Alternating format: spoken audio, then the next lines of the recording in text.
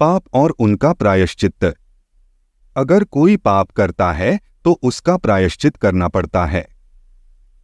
इसे प्रार्थनाचित्त के नाम से जाना जाता है। यदि कोई अपने किए हुए पापों का प्रायश्चित नहीं करता है तो पापी को दंडित करना राजा का कर्तव्य है। यदि कोई उस कुएं से पीता है जहां जानवर का शव तैर रहा है तो उसे 3 दिनों तक उपवास करना पड़ता है।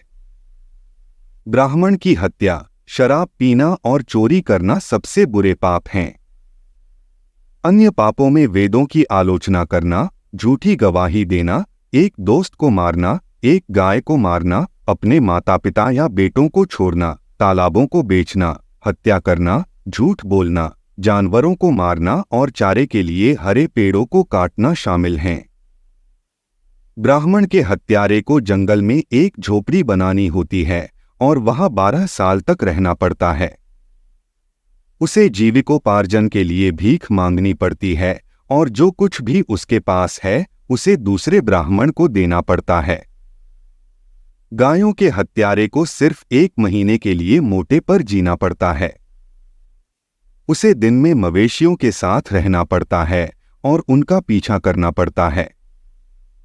उसकी सारी संपत्ति ब्राह्मण को देनी पड़ती है और उसे 2 महीने तक गोमूत्र से स्नान करना पड़ता है।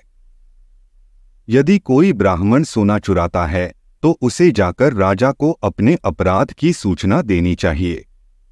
राजा तब उसे एक डंडे से मारेगा और यह ब्राह्मण का प्रार्थनाशिट्टा होगा।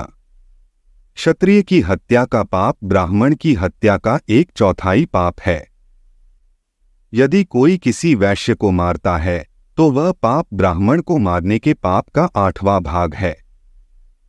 और यदि कोई एक शूद्र को मारता है तो यह पाप एक ब्राह्मण को मारने के पाप का 16वां भाग है। एक बिल्ली, एक नेवला, एक मेंढक, एक कुत्ता, एक छिपकली या एक कौवे को मारना एक शूद्र को मारने के समान पाप है। धन्यवाद। आप देख रहे थे गॉड ब्लेस टीवी हिंदी। हमारे साथ जुड़ने के लिए सब्सक्राइब अवश्य करें।